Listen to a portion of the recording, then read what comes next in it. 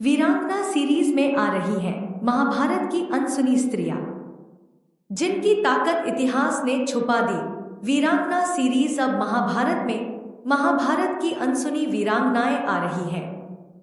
हर वीरांगना की सच्ची कहानी जानने के लिए फॉलो करो। पहला एपिसोड आज मिस मत करना। गंगा सिर्फ एक नदी नहीं, बल्कि स्वर्ग से उतरी एक दिव्य शक्ति थी। देवताओं के लोक में बहने वाली ये पवित्र धारा हर पाप को धो देने की क्षमता रखती थी।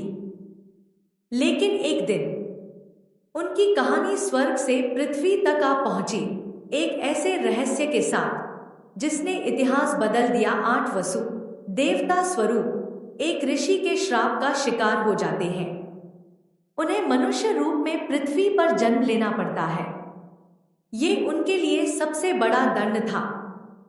तब वे गंगा से प्रार्थना करते हैं, हमें इस श्राप से जल्द मुक्ति दिलाओ। गंगा वचन देती है, वो उन्हें जन्म देकर तुरंत मुक्त कर देंगी। पृथ्वी पर हस्तिनापुर के राजा गंगा को देखते ही मोहित हो जाते हैं। वे विवाह का प्रस्ताव रखते हैं।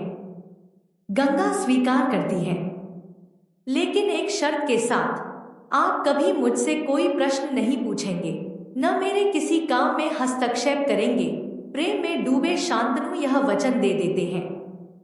समय बीतता है, पहला पुत्र जन्म लेता है, लेकिन जन्म के कुछ ही क्षण बाद गंगा उस शिशु को लेकर नदी की ओर बढ़ती है और शांत निर्विकार चेहरे के साथ उसे जल में समर्पित कर देती है।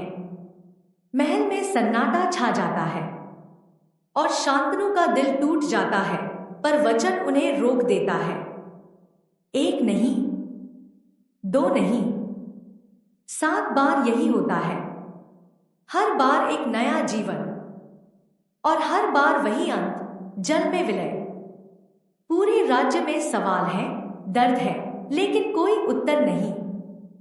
शांतनु सब देखते हैं, हर बार भीतर से टूटते हैं, पर वचन के बंधन में बंधे रहते हैं। 8वां पुत्र जन्म लेता है।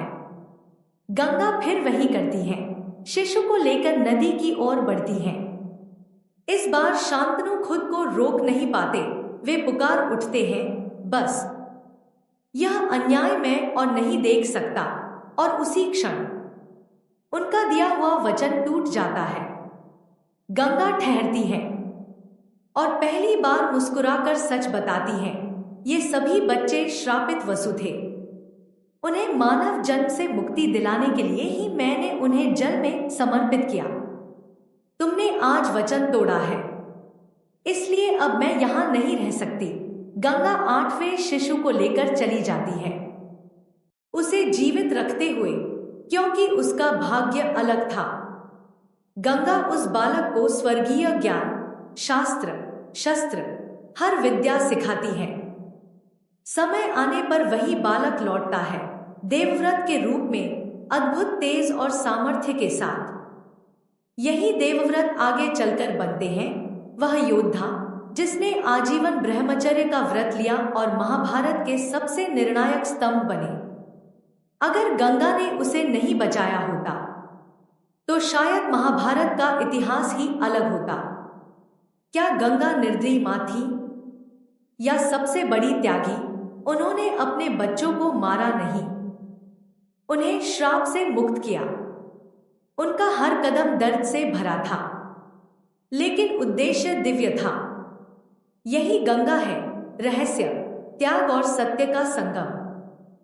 ये थी एक ऐसी वीरांगना की कहानी जिसे दुनिया ने गलत समझा, लेकिन सच कुछ और ही था। अगर आप भी इन अनसुनी सच्चाइयों को जानना चाहते हैं, तो वीरांगना सीरीज को फॉलो करो और मोटिवेशनल मीनाक्षी चैनल को सब्सक्राइब करके इस सफर का हिस्सा बनो।